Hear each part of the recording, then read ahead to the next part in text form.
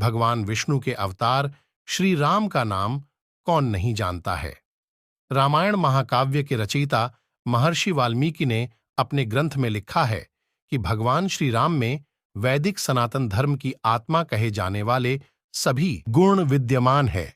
भगवान राम को पुरुषों में सबसे उत्तम पुरुष अर्थात मर्यादा पुरुषोत्तम भी कहा जाता है। त्रेता युग में जन्मे भगवान श्री राम अयोध्या के महाराज दशरथ के सबसे बड़े पुत्र थे। लक्ष्मण, भरत, शत्रुघ्न राम के भाई थे।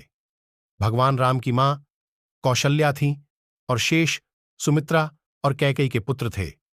भगवान राम का विवाह मिथिला नरेश राजा जनक की पुत्री सीता के साथ हुआ था। लक्ष्मण की पत्नी उर्मिला, शत्रुघ्न की पत्नी श्रुतकीर्ति और भरत की पत्नी मांडवी थी। विवाह के पश्चात भगवान राम को राजा दशरथ ने रानी कैकेयी के कहने पर 14 वर्ष के लिए वनवास पर भेज दिया था, क्योंकि एक वचन के अनुसार कैकेयी राजा दशरथ से कुछ भी मांग सकती थी, तो रानी कैकेयी ने दासी मंदोदरी के उकसाने पर भरत को अयोध्या का राजा बनाने और राम को वनवास देने की इच्छा जताई और पिता की आज्ञा का पालन करके भगवान राम सीता और लक्ष्मण के साथ वन की ओर चले गए। ब्रह्मा, विष्णु तथा महेश में से भगवान विष्णु ने संसार की भलाई के लिए कई अवतार लिए हैं।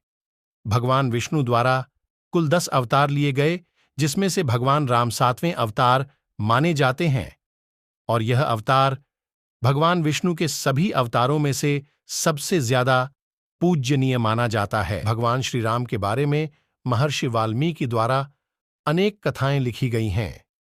वाल्मीकि के अलावा प्रसिद्ध महाकवि तुलसीदास ने भी श्री राम के महत्व को लोगों को समझाया है। भगवान राम ने कई ऐसे महान कार्य किए हैं जिसने हिंदू धर्म को एक गौरवमयी इतिहास प्रदान किया है। भगवान विष्णु ने राम बनकर असुरों का संहार करने के लिए पृथ्वी पर जन्म लिया। भगवान श्री राम ने मातृपितृ भक्ति के चलते अपने पिता राजा दशरथ के एक आदेश पर 14 वर्ष तक वनवास काटा। नैतिकता, वीरता, कर्तव्यपरायणता के जो उदाहरण भगवान राम ने प्रस्तुत किए, वह बाद में मानव जीवन के लिए मार्गदर्शक बन गए। भगवान राम अपनी प्रजा को हर तरह से सुखी रखना चाहते थे। उनकी धारणा थी कि जिस राजा के शासन में प्रजा दुखी रहती है, वह राजा नरक भोगी होता है। महाकवि तुलसीदास जी ने रामचरितमानस में रामराज्य की विशद चर्चा की है। माना जाता है कि अयोध्या में 11,000 वर्षों तक भगवान राम का दिव्य शासन रहा।